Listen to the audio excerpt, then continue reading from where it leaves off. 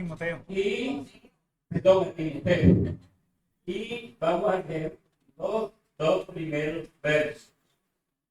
Dice la Escritura: Pablo, apóstol de Jesucristo, por mandato de Dios nuestro Salvador y del Señor Jesucristo, nuestra esperanza.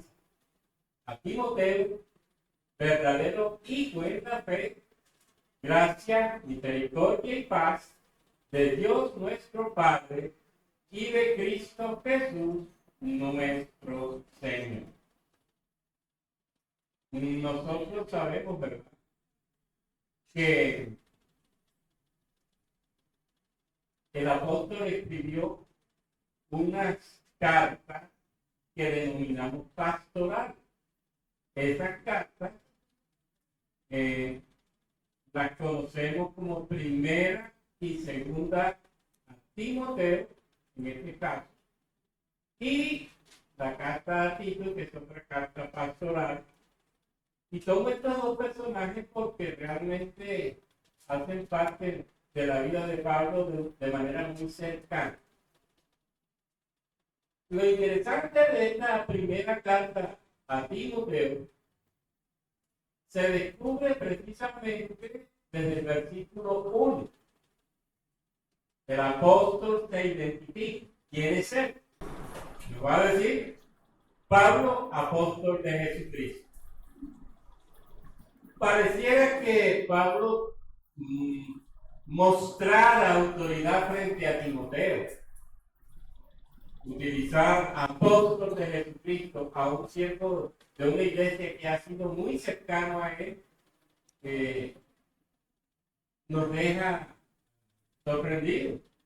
Pues, si algo encuentro en la relación Pablo-Timoteo es mucha cercanía y mucha amistad. Sin embargo, cuando uno lee los comentarios de esta carta, los mismos comentaristas dicen que no tanto Pablo se identifica como apóstol a Timoteo para mostrar su autoridad a él, sino como la carta también iba a ser compartida en la iglesia, para mostrar precisamente la autoridad de Pablo, pero mostrársela específicamente a la iglesia. Fíjense que Pablo dice aquí: apóstol. Y apóstol en griego es una persona enviada por un gobernante como su representante, con la autoridad y con el poder de este gobernante ante otro gobierno o ante alguna institución diferente. Lo importante del apóstol, en lenguaje común, es que era una persona que iba en nombre de otro con la autoridad y poder de ese quien lo enviaba. Eso sí es claro en cuanto a la palabra apóstol. En la vida espiritual, y tomando la palabra en el lenguaje bíblico, Pablo lo que está reconociendo es que él es un representante y un enviado de nuestro Señor y Salvador Jesucristo. Y que como enviado, él va en la autoridad de Cristo, él va en representación de Cristo y él va como testigo de Cristo. El apóstol, el lenguaje espiritual, es la persona que ha sido escogida por Cristo mismo, ha sido testigo de la resurrección de Cristo y podía confirmar su apostolado con señales y prodigios en el poder del Señor. Si usted ve Hechos 1, 2 y 3, Hechos 1, 2 y 3, se dará cuenta que ahí se nos habla del apóstol como testigo de la resurrección y del apóstol como un escogido por Cristo mismo. Y si lee las cartas, por ejemplo, a Corintios, particularmente la segunda, Pablo va a confirmar su apostolado con señales y prodigios en el poder del Espíritu. Es decir, aquí Pablo está utilizando un término que encaja perfectamente bien en él, porque realmente él cumple con los requisitos dados para ser apóstol del Señor. Escogido por el Señor, testigo de la resurrección del Señor y con la autoridad del Señor para hacer señales, prodigios y milagros. Eso está muy claro en la vida paulina. Ahora, fíjense que antes de Pablo hubo otros que fueron apóstoles en la misma línea de Pablo, escogidos por Jesús, con la autoridad de Jesús, hacían milagros y señales en el poder de Jesús, representantes de Jesús donde quiera que ir. Eso es lo que se toma hoy para decir, ¿hay apóstoles hoy en sentido estricto? La respuesta es simple, no. Los apóstoles, con A mayúscula, existieron en la época de Jesús. Hoy sí hay enviados, pero enviados para hacer una tarea en el mundo, no en la misma, con el mismo reconocimiento de los apóstoles del primer siglo, porque nosotros no somos testigos de la resurrección, eso sucedió en el siglo I, porque nosotros nos fuimos escogidos directamente por Jesús, estando él aquí en la tierra, y porque nosotros no tenemos este mismo poder y autoridad que pudiera darse para señales y prodigios y milagros. ¿En qué sentido lo digo? Tenemos al Espíritu Santo y podíamos hacerlo. Sí, claro que sí. Pero fíjense que lo que hoy se dice, que son milagros y prodigios y señales, son unas realidades que dejan mucho que decir en vista de lo que sucede cuando esos eventos se dan. Eso es difícil de comprobar en algunos. Y por eso siempre es mejor quedarse con lo que Dios establece en cuanto a que somos enviados con el minúscula para ser testigos de Cristo en este mundo. Espero que me haya dado a entender. ¿Sí? ¿O hay alguna duda? Ahora, fíjense eso. El apóstol, además de eso, lo va a decir en Efesios 2:20, ha sido también tomado por Jesús para establecer el fundamento doctrinal. Pablo nos va a decir cómo ellos sentaron las bases de la doctrina cristiana. Si uno pudiera decir quién ha hecho eso hoy, tampoco se da. Lo que hoy se está dando es una invención del ser humano. Fíjense que usted ve la televisión, puede poner el famoso canal que hay por allí y se dará cuenta que hay predicadores que dicen que ellos tienen una nueva revelación. Si hay nueva revelación, entonces ¿qué pasó de moda? No sirve. Y resulta que lo que la misma Escritura nos dice es que la única y verdadera revelación es la que se nos dio desde todos los tiempos. Esa que está definida en el Antiguo y en el Nuevo Testamento. Los inventos de la nueva revelación son los que se consideran apóstoles al estilo del Antiguo Testamento y del Nuevo Testamento mejor, al estilo del Nuevo Testamento, y que creen que esos mismos privilegios y esas mismas cualidades ellos las tienen hoy, no siendo eso verdad.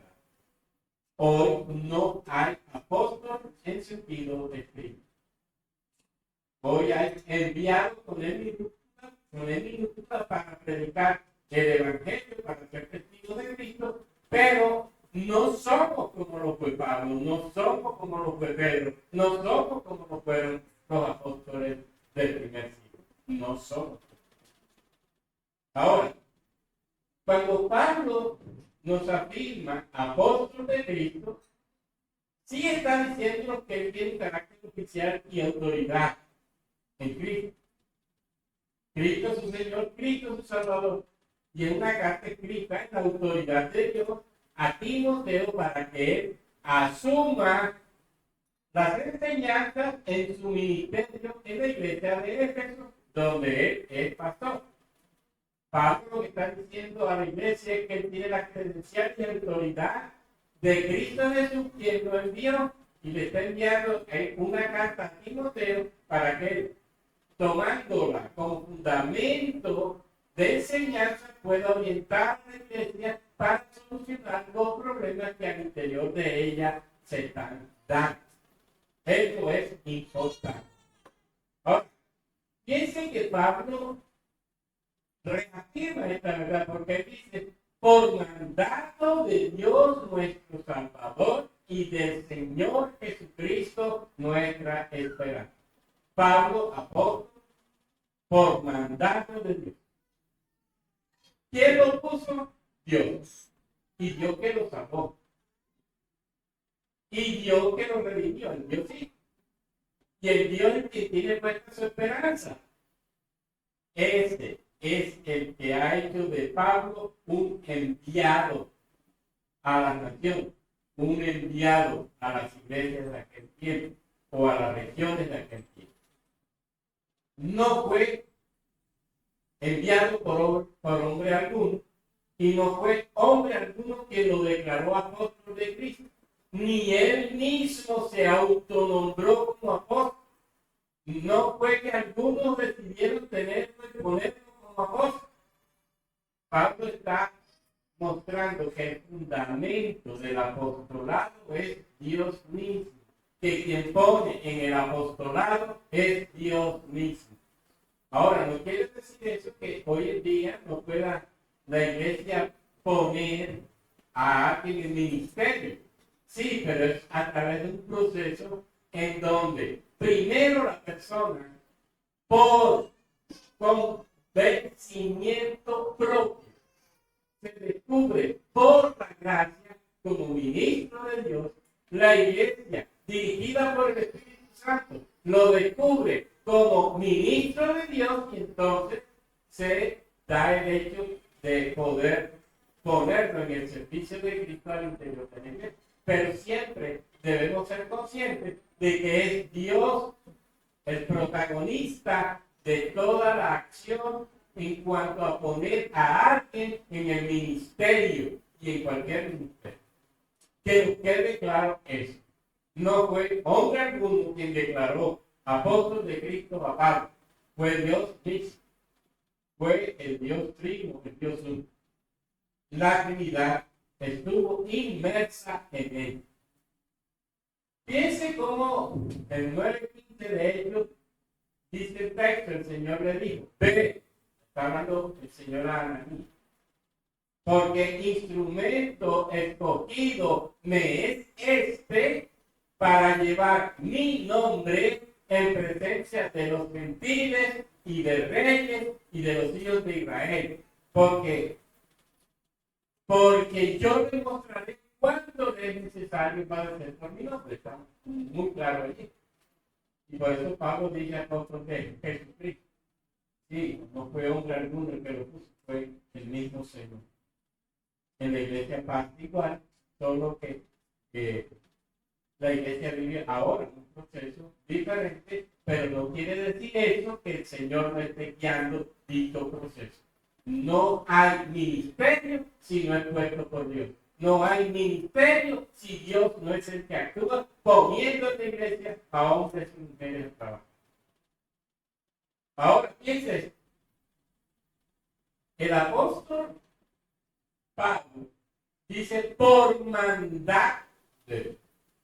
Por mandato. Y esta expresión en el griego tiene mucho valor, mucha fuerza, porque es una orden que da la máxima autoridad de un gobierno que obliga a cumplirla. ¿Me explico? Es una orden que la máxima autoridad da para que se obedezca sin contratiempos y de inmediata respuesta. Es decir, no puedo esperar. Si Dios me puso por apóstol, yo de inmediato comienzo a trabajar en dicho ministerio. No puedo esperar, no puedo sacar excusas, no puedo estar pasando el tiempo esperando cuándo creo yo debo comenzar a trabajar. No, según lo que dicen los comentaristas del griego, la palabra que usa Pablo implica que Dios lo puso para que él empezara a trabajar de inmediato y Pablo simplemente lo hace, entendiendo que eso era lo que Dios quería que él hiciera. La orden que le dan no tiene espera, es de urgente cumplimiento. Ya podemos ir hacer diferencia en cuanto a que cuando Dios nos llama con urgencia. Cuando Dios nos pone en el ministerio, tenemos que cumplirlo con urgencia. ¿Para qué estamos llamados en la iglesia? Fíjense que ya esto lo vimos antes. A uno puso Dios, dice Pablo en la carta a los Efesios. Ya lo vimos en la primera carta de San Pedro. Cada uno, según el don que ha recibido, ministrelo a nosotros según la multiforme gracia de Dios. La iglesia, toda. Pero cada uno de la iglesia ha recibido un ministerio que no puede ser atrasado en cuanto a su funcionamiento, en cuanto a su, y esto es importante, a su uso en el servicio eclesial. No puedo esperar. Cuando Dios pone es para trabajar de inmediato. En la iglesia no son llamados al ministerio las personas para quedarse sentadas en una silla, viendo pasar el tiempo y viendo hacer a otros cosas mientras yo no hago nada. Ya vimos cómo la iglesia toda, fíjense cuando Pedro habla y cuando Pablo habla, inspirados por el Espíritu Santo, siempre nos están diciendo que Dios nos llama a un ministerio para ponerlo en acción de manera inmediata. Y entonces, ¿por qué esperamos tanto? Bueno, cada uno sabrá, pero lo que sí es cierto es que Dios no quiere que tú esperes. No quiere que yo espere para trabajar en su reino. Dios quiere que cuando Él me da el ministerio, lo empiece a poner en acción de manera inmediata. Así que cuando leemos por mandato de Dios, quiere decir que Dios nos designa como ministros en una decisión irrevocable, en una decisión no negociable y con el peso de su autoridad para cumplirla de manera inmediata. Nadie puede detener o revocar ese ministerio de Dios. Nadie. Él nos escogió, Él nos llamó, nos escogió, nos puso en el ministerio y está esperando simplemente que lo pongamos en acción. Porque no hay espera para la acción ministerial. Eso es lo primero. Fíjense que Pablo, ese ministerio también lo aclara en Gálatas 1:1. Él dice, Pablo apóstol, no de hombre, ni por hombre, sino por Jesucristo y por Dios el Padre que lo resucitó de los muertos. Fíjense, ¿quién me puso en el ministerio? Dice Pablo. El Dios Trino. Para hacer la obra en la iglesia. Pablo ratifica en Gálatas también lo que dice, bueno, ratifica en Timoteo lo que dice en Gálatas, al revés. Gálatas, lo primero que Timoteo. Gálatas dice que Pablo fue escogido no por hombre, no es de hombre, sino de Jesucristo y por Dios el Padre. Eso significa entonces que Pablo sabe cuál es la responsabilidad que tiene frente a ese llamado ministerial y cómo él se debe poner a trabajar de manera inmediata en lo que Dios lo hace. Acuérdense que lo repite en el capítulo 4. Y esto se gasta en el Antiguo Testamento. Yo no voy a dar citas del Antiguo, pero ustedes las pueden encontrar. Doy una. Primero de Samuel 13:14. Fíjense que en la antigüedad Dios escogía reyes, sacerdotes, los ponía en el ministerio para trabajar de inmediato. Él no nombraba rey para que se pusieran a trabajar como reyes dentro de un año. Ni ponía profeta para que esperaran en el tiempo para ejercer el ministerio profético. O el sacerdocio para demorar allí su ejercicio sacerdotal. No ponía en el ministerio para el trabajo enseguida. Dice Samuel, mas ahora tu reino no será duradero. Está hablando de Saúl. Jehová se ha buscado un varón conforme a su corazón, al cual Jehová ha designado para que sea príncipe sobre tu pueblo, por cuanto tú no has guardado lo que Jehová te mandó. ¿Lo ven? ¿Qué pasó con Saúl? No cumplió. Se puso a hacer lo que no debía hacer y demoraba lo que debía hacer. ¿Y qué dijo Dios? No me sirve. Y le revocó el reino.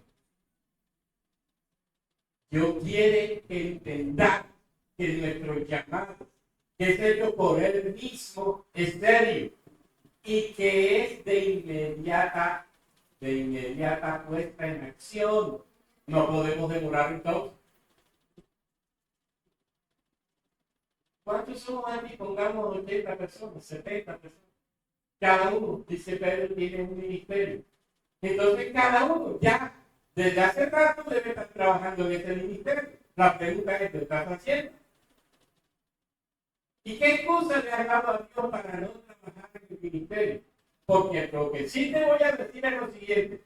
Dios no llama a personas desocupadas. Dios siempre está llamando a personas que están ocupadas. Decir a Dios que estoy ocupado no es excusa. Muéstrame en la Biblia a personas que Dios haya llamado que no hayan estado ocupadas.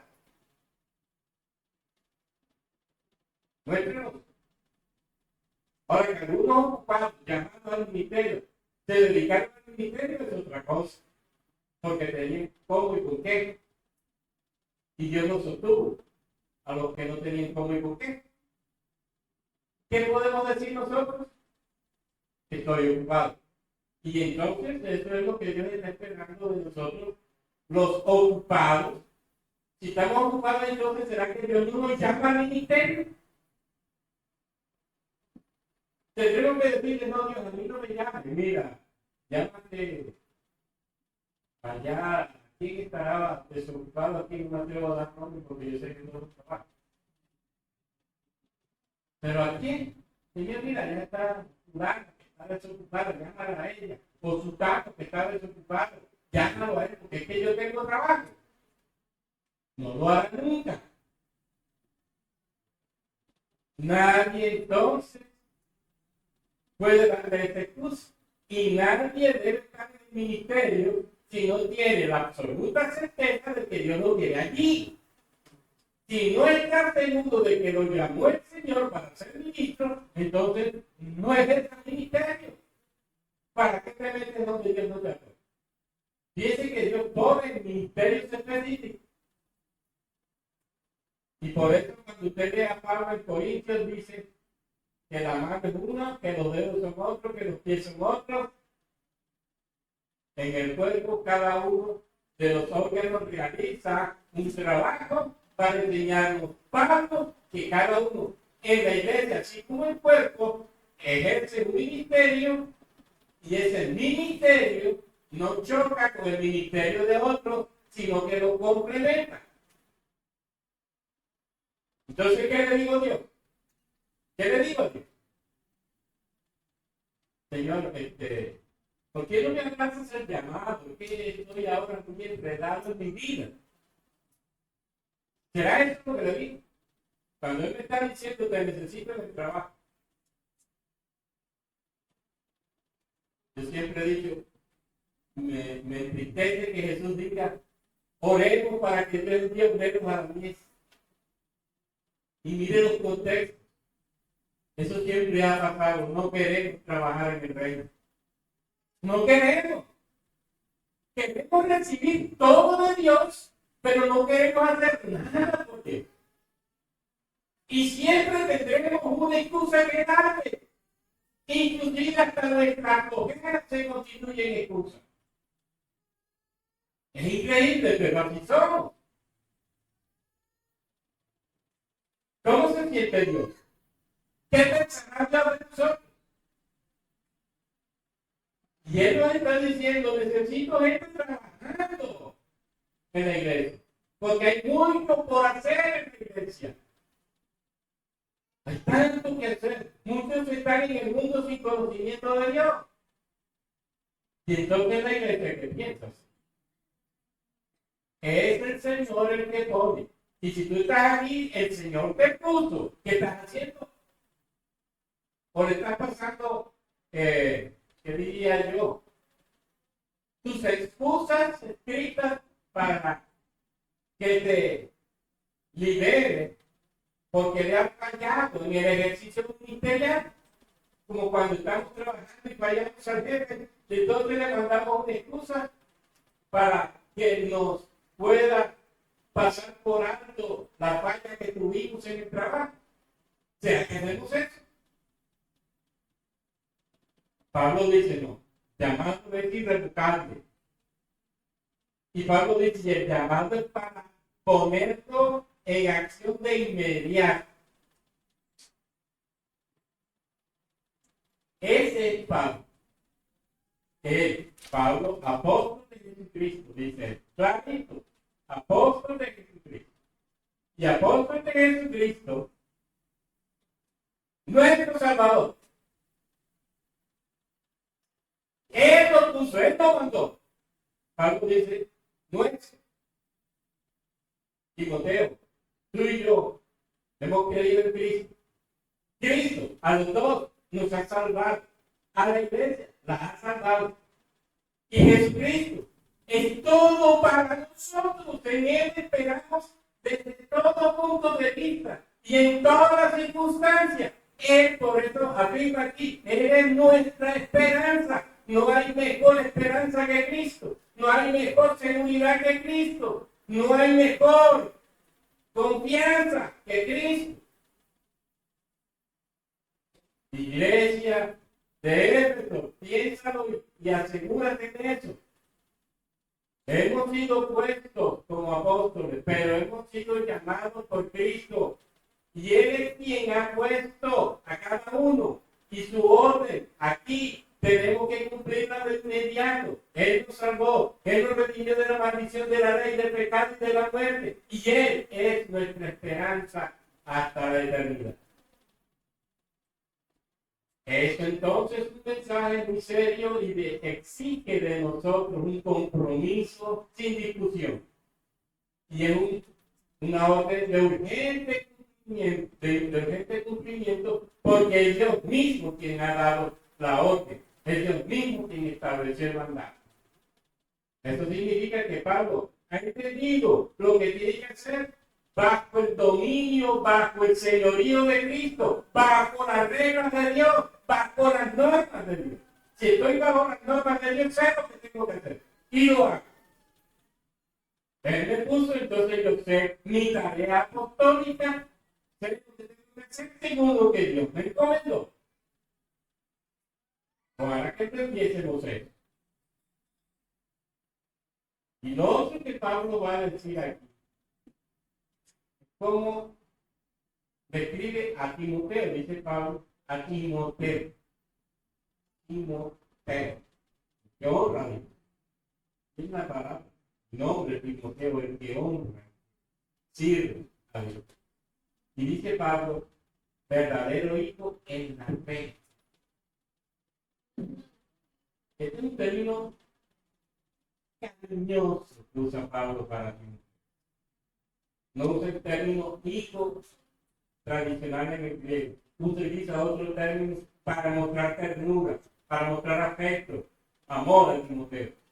Por eso dice, verdadero hijo. Es mi amado. Es una persona a la que quiero mucho. Es una persona a la que yo estimo demasiado. Esta es la idea de Pablo. Implica afecto, pero implica paternidad. paternidad. Es como si Pablo estuviera diciendo, Timoteo, realmente yo te siento como mi hijo a quien amo. Mi verdadero hijo. Pablo está diciendo, tú eres mi hijo legítimo, en términos precisos. Esta es la idea. Tú eres como mi hijo legítimo, como si yo te hubiera tenido. Y por eso tanto afecto, y por eso tanta ternura. Es como si él lo hubiera engendrado. Y lo engendró, lógicamente. Pero la idea que Pablo muestra es que hay mucho cariño por Timoteo. Ocupaba a Timoteo un lugar especial en el corazón de Pablo. Y piensen en eso. Cuando Pablo lo conoce, tendría Timoteo 15 años, 20 años.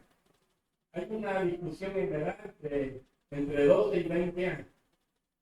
Póngale entre 15 y 20, yo la pongo un poquito. Pero no hay seguridad exactamente en qué edad lo conoce Pablo. Lo cierto es que Pablo lo conoce. Y dura con Timoteo también entre 15 y 20 años.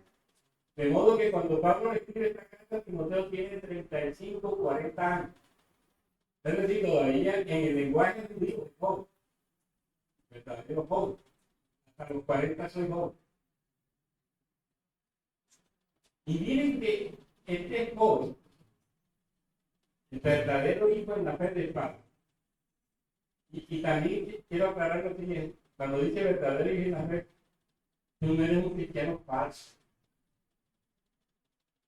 Tú no eres un bastardo. Tú eres un verdadero hijo legítimo. Es decir, tú eres un creyente que lo ha demostrado. Tú eres un testigo que ha dado fe del evangelio. Hermoso lo que le dice Pablo a Timoteo. Un hombre de fe pura, de fe clara, de fe cierta. Testimonio verdadero. Ese es Timoteo. Pablo, si usted lee el capítulo 16 de Hechos, por ejemplo, Pablo lo conoce en Derbe, dice el texto, llegó a Derbe y a Listra, y he aquí, allí había cierto discípulo llamado Timoteo, hijo de una mujer judía creyente, pero de padre griego. Miren dónde lo conoció Pablo. En la evangelización que él desarrolla. Hijo de un gentil, papá de Timoteo era griego, pero la mujer, la mamá de Timoteo era judía creyente. Y se acuerdan que Pablo lo circuncida ante los judíos en vista de quién era su papá, un gentil. Y para evitar el problema con los judíos, Pablo lo circuncida, pero no porque Pablo fuera consciente de que los cristianos tenían que circuncidarse, eso fue circunstancial. Lo circuncido para evitar el problema con los judíos. Eso está claro en el texto. Pueden leer Hechos 16. Y dice que el texto lo dice, le circuncidó por causa de los judíos que había en aquellos lugares, porque todos sabían que su padre era griego. Pablo quería evitar un problema con los judíos cuando llegara a Timoteo. Así que ese Timoteo era un creyente en Cristo, era de Listra, su madre era creyente judía, su padre gentil griego, era de buen testimonio, su fe era genuina, real, verdadera, su testimonio era claro, la gente lo veía de manera evidente ese testimonio. Y la gente de Listra, dice el texto, reconocía a Timoteo como testigo del Evangelio. Un hombre que mostraba en su vida la palabra de Dios.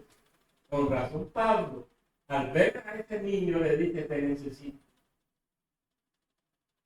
Fíjense que la fe se ve. Fíjense que la fe se descubre en la vida cotidiana. ¿Qué es lo que buscamos nosotros? Cuando yo digo, soy creyente, pero ¿dónde se ve mi fe? No, pastor, porque ¿qué yo paso muy ocupado? Te repito, Dios llamó a desocupados. No. Claro que no. Y Timoteo trabajó y la gente dio su testimonio y identificó a este cristiano. Y cristiano verdadero. Y miren cómo Pablo recuerda en la segunda carta lo que es Timoteo. Dice en la segunda capítulo 1, verso 5, trayendo a la memoria la fe no fingida que hay en ti, la cual habitó primero en tu abuela Loida y en tu madre Eunice. Piensen, abuela y madre lo educan en la fe. Trayendo a la memoria la fe no fingida que hay en ti. Timoteo, tu cristianismo es real.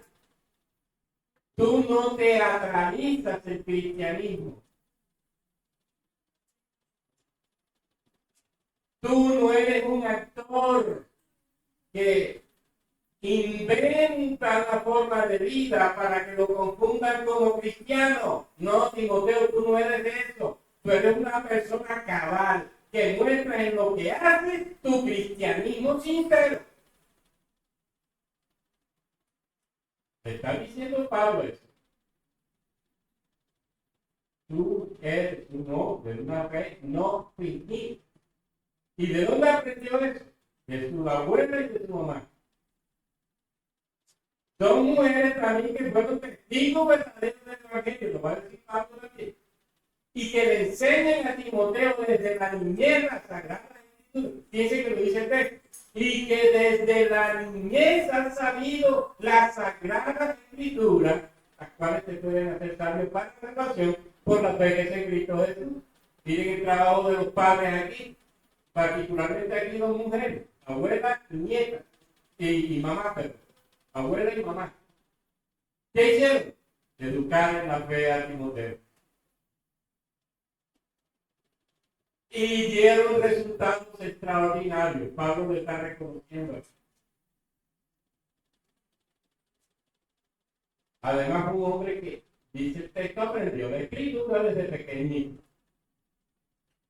Con razón su testimonio tan claro, con razón su fe no fingida. Con razón esa vida de Timoteo. Nunca imaginaron, yo me pongo a pensar en eso. La abuela de Timoteo y la mamá de Timoteo pensarían que ese nieto y ese hijo llevaría a cabo la gran y hermosa obra de la predicación y enseñanza del Evangelio y servir en santidad en la iglesia, particularmente en la iglesia de él. Qué bonito, ¿verdad? Unos hijos, qué bueno que nosotros también lo hagamos, unos hijos criados en la disciplina y el amor del Señor, criados bajo la palabra de Dios, que crezcan, fundamentados en ella, que testifiquen de ella y que luego, ya cuando estén mayores, puedan ser ministros de la iglesia. Hermoso. ¿Y producto de qué? De un trabajo hecho por la familia, abuela, en este caso abuela y mamá. El papá no era creyente. Para nuestro caso, abuela o abuelos, somos creyentes, papás que son creyentes, qué bueno ver a nietos y nietas ministrando en la iglesia. Ese es el trabajo. Y ahí empezamos a dar testimonio. Ahí empieza el apostolado. No somos flojos, estamos ocupados, pero estamos trabajando para la gloria de Dios, desde nuestra casa y fuera de la casa. Porque también hacemos el trabajo entre los gentiles, entre los impíos. Invirtamos tiempo en la formación espiritual de nuestros niños, papás y abuelos, y bisabuelos y los hay. No los dejes solos. Son tu responsabilidad. Para que sean buenos creyentes. Y miren que hay otros aspectos de Timoteo que nos sorprenden. Llama la atención, por ejemplo, Pablo le da una recomendación a su hijo en la fe que pareciera fuera de oro. Dice en 2 de Timoteo 1:7, porque no nos ha dado Dios espíritu de cobardía, sino de poder, de amor y de dominio propio. Por tanto, no te avergüences de dar testimonio de nuestro Señor ni de mí, preso suyo, sino participa de las aflicciones por el Evangelio según el poder de Dios.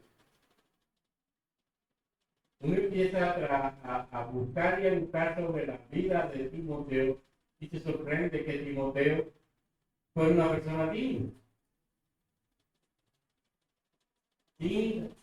insegura, retraída un poco. Pero ¿cómo? Si Pablo está diciendo que este hombre es tremendo cristiano. Sí, pero miren lo que pasa con Timoteo. Decirle Pablo, Dios nos ha dado el espíritu de cobardía, el espíritu de timidez, o de inseguridad, o de miedo. Timoteo tiene un problema de carácter. Dios no produce miedo. El trabajo en el Señor no produce miedo. Y no puede ser hecho si te mueves como una persona tímida. Y si era Timoteo tímido e inseguro. Y por eso Pablo le dice, ahí mismo, esfuérzate en la gracia de Timoteo, saca a reducir tu dominio propio, eres hijo de Dios. El hijo de Pablo, espiritualmente hablando, era tímido. Y mire cómo le dice a la iglesia de Corinto sobre Timoteo, primera de Corintios 16. Y si llega Timoteo, mirad que esté con vosotros con tranquilidad. Mire cómo Pablo lo protege. Porque él hace la obra del Señor así como es decir, no le vayan ahora a tomar ríos, trátenlo con delicadeza para que él haga su trabajo. Para que va para Corinto, Pablo. La iglesia de Corinto, y esa iglesia es tremenda iglesia, Pablo. Entonces Pablo dice, ojo, va Timoteo, trátenmelo bien. Pablo es consciente de las debilidades de Timoteo, de sus miedos, de sus inseguridades, y recomienda a la iglesia de Corinto que le genere un ambiente de paz, un ambiente sosegado, tranquilo. La expresión es ápodo, sin miedo, sin timidez, que se sienta seguro. Pablo dice claramente con esto, su carácter no puede ser un obstáculo para que haga la obra del Señor. Dios también usa a los tímidos. Dios también usa a gente que tiene miedo cuando se trata de predicar. Dios la usa. Y no usó a Timoteo. Timoteo es feliz. Primera Timoteo 5:23. Ya no bebas agua, sino usa un poco de vino por causa de tu estómago y de tus frecuentes enfermedades. ¿Qué pudiera decir yo? No, mira, Pablo, tú sabes que yo soy tímido. Timoteo pudo sacar todo eso de tu sabes. Pablo, yo soy tímido, yo no me atrevo a hablar en público. A mí me da miedo estar frente a la gente. No me siento seguro en la predicación. Pablo, además yo paso enfermo, Pablo. Mira que yo paso frecuentemente enfermo, Pablo. Yo no puedo ir, Pablo. No pudiera decirle Timoteo así a Pablo. Pero Pablo le decía, vete mañana y te digo. Pablo le decía, vete y se venía. Pablo decía, predica ya y predica. Revise todo lo que hizo Timoteo. Berea, Atenas, Corinto, Tesalónica, Jerusalén, Éfeso. Me quedo corto la gente. Y él me organizo. Y era tímido. Y pasó a bajar del estómago. Oye, qué buena excusa para no trabajar en la iglesia. Pero lo increíble es que Timoteo nunca dijo que no. Y Pablo lo estuvo siempre reforzando y cuidando que hagas tu trabajo. Timoteo, ya bien como tú solo trabajas.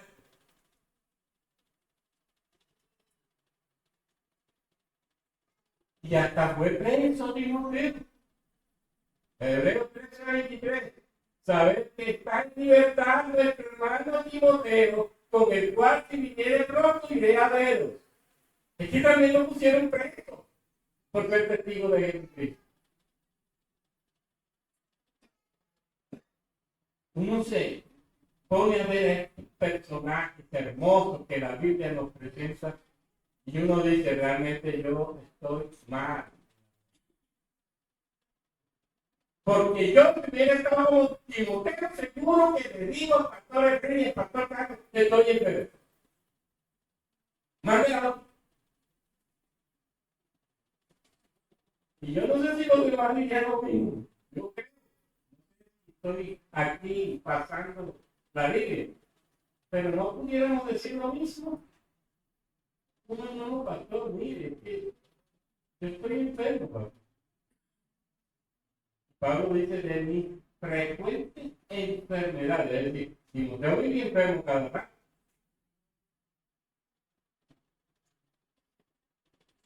Entonces Timoteo era un verdadero discípulo del Señor, era un creyente genuino, era un hombre de Dios y amaba al Señor y trabajaba aún enfermo para gloria de Dios. Hermoso. No había duda. Por todo lo que Timoteo, seguro que por esto escogió Pablo a este hombre para ser pastor. Bueno, lo escogió el Señor y Pablo lo ayuda en el ministerio. Vamos a decirlo como. Piénselo, ¿qué haríamos nosotros en la iglesia si halláramos una persona con sabiduría, con prudencia, con buen testimonio en la iglesia, preparada, con un lugar, con unos hijos, enfermiza? Le diríamos, ve, nos ayuda a trabajar. Puedes ir a la metafísica a preguntar.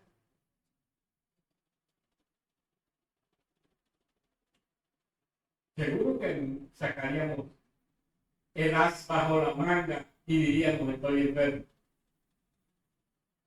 Pues, las virtudes de Timoteo, las virtudes espirituales de Timoteo, la fe de Timoteo superó todas las debilidades que tenía. Sus temores, sus inseguridades, sus enfermedades. Era un verdadero hijo en la fe. Y lo mismo dice Pablo de Tito.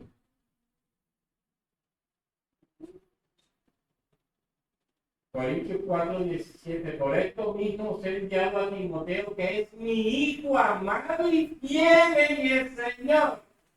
¿Qué es lo que importa de Timoteo? Hijo amado y fiel. Lo demás me interesa.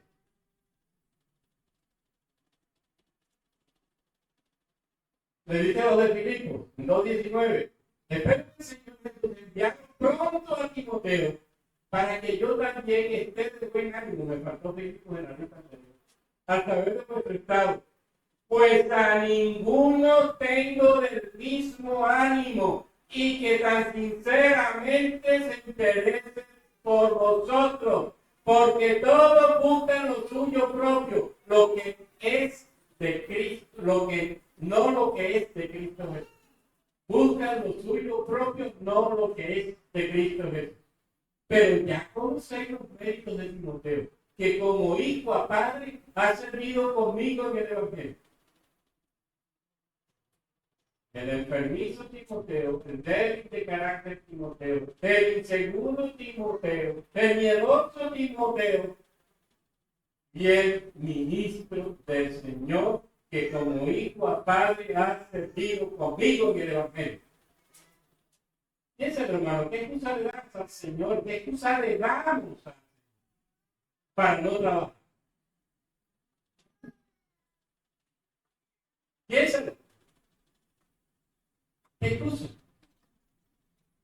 Te insisto, la timidez, la debilidad, los reservados de su carácter, sus enfermedades, no fueron obstáculos para que Timoteo fuera testigo íntegro, verdadero de Jesucristo. Es que Dios también llama a personas sencillas, que Dios también llama a personas enfermas, muy ordinarias,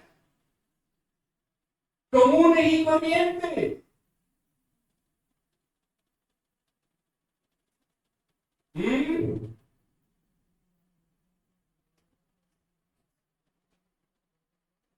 Y Increíble, ¿verdad? Increíble. Es que Dios no mira como miramos nosotros. Que nosotros sí lo vemos. No, hombre, él es tímido, él es inseguro. Mejor que no vaya. Como pastor yo pudiera decir, no, que no vaya. Él es una persona insegura, es una persona tímida. No, y él vive enfermo, ¿para qué va a pasar? Si se le enferma ya, ¿qué va a pasar? Mejor que no vaya. Y Pablo dice, no, este es tímido. Envíalo. Envíalo.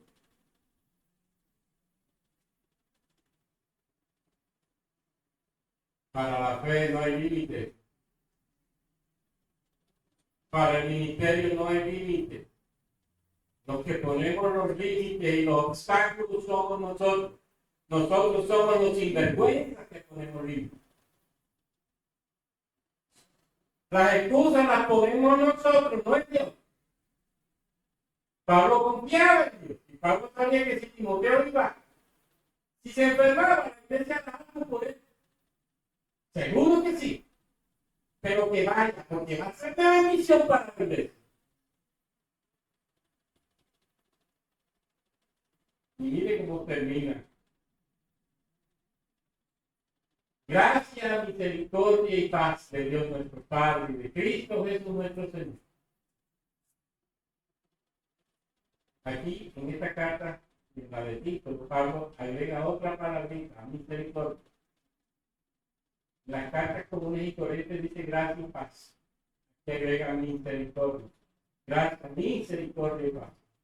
De Dios nuestro Padre y de Cristo Jesús nuestro Señor. Ya saben qué significa la gracia. Poder de Dios mediante el cual el pecador es salvo y liberado de la esclavitud del pecado y la corrupción, hecho agradable a los ojos de Dios, sin que Él haya hecho algo y sin que Él mereciera algo. Gracias, Timoteo. Fuiste escogido por gracia. Y tan fuiste escogido por gracia que Dios ni siquiera ha mirado tus problemas. Simplemente te dio como un verdadero hijo en la fe. Digo, ven.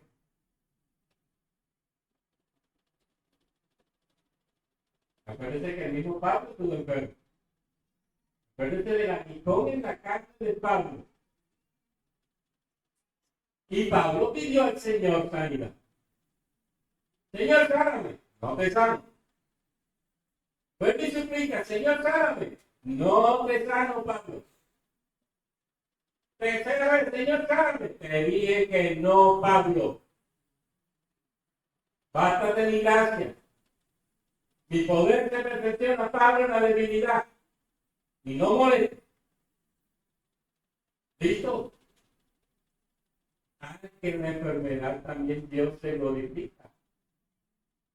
Es que el efecto del sermón no es producto de mi capacidad y de mi inteligencia y de mi sabiduría, sino de Dios. Y eso basta.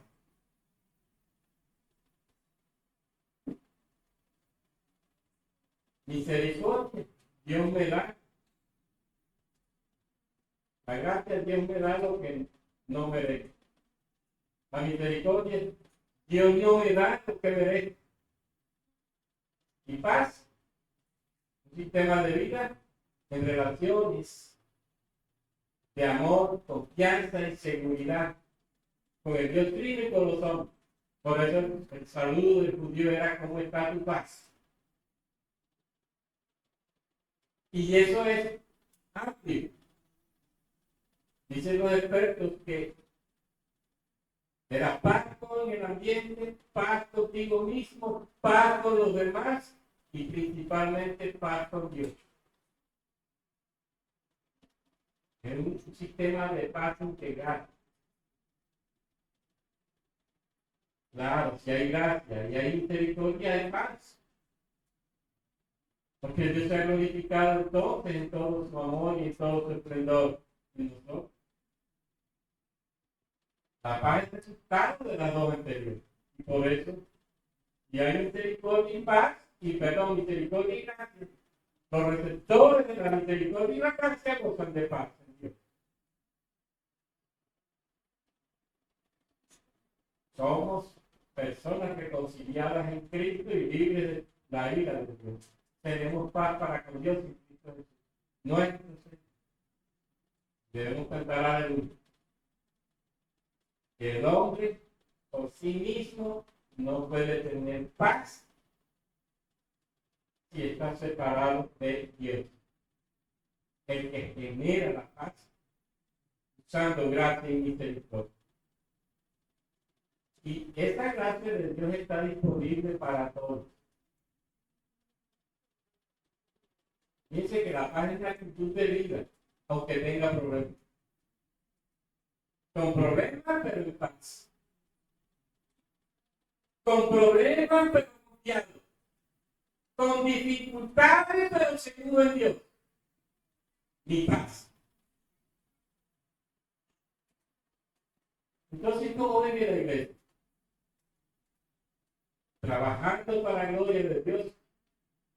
Enfermos o sanos, pero disfrutando de la paz de Dios. Enfermos o sanos. Lógicamente que habrá circunstancias especiales de enfermedad. En un momento dado nos impedirán. Pero fíjense que lo que nos muestra Pablo con Timoteo es claro. Para que nosotros tengamos conciencia de cómo el servicio a Dios está primero. Y la confianza en Dios debe ser segura en nosotros. Y la gloria de Dios debe ser buscada entonces con ella, por nosotros. Finalmente, hermanos queridos, Jesús es el príncipe de paz. Su evangelio es el evangelio de la paz. Su justicia y la paz se besarán. ¿Cómo entonces nosotros no tener paz en el Dios Trino en las circunstancias de la vida?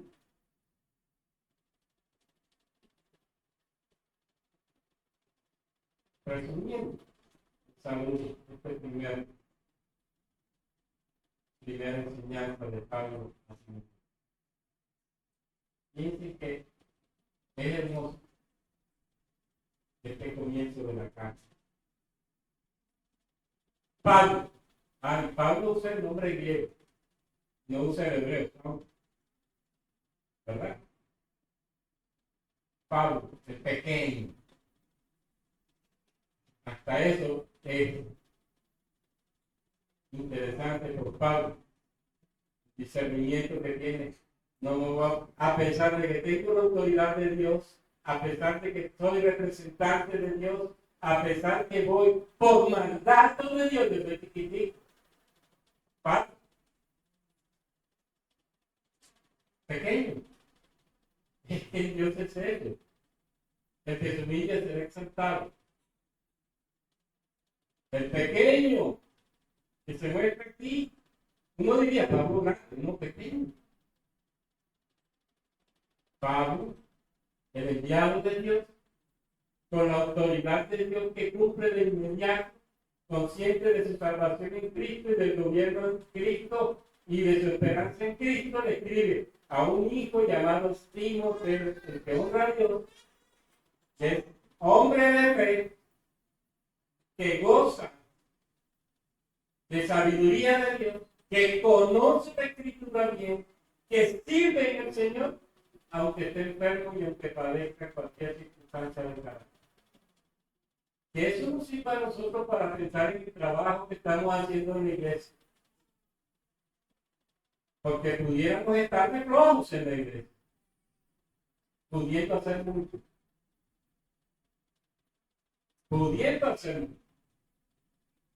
Porque busca a Dios en su gloria. Y nosotros somos responsables de lograr la gracia del Espíritu Santo. Hermano, piénselo. Medítelo. Para Dios no hay excusa para servirle. No hay.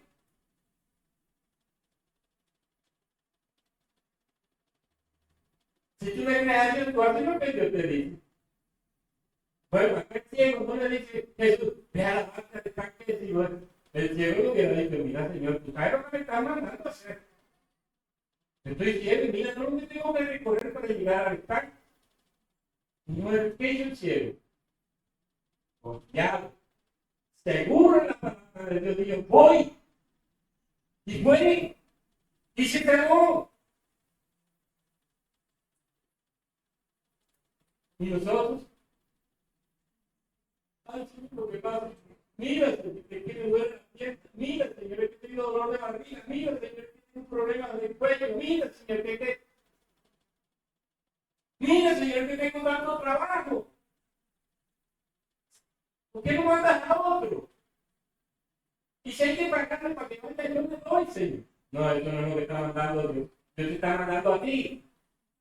Porque a cada uno Dios. Y que eso sea lo que nos ponga a pensar frente al ministerio que Dios nos ha dado para glorificar.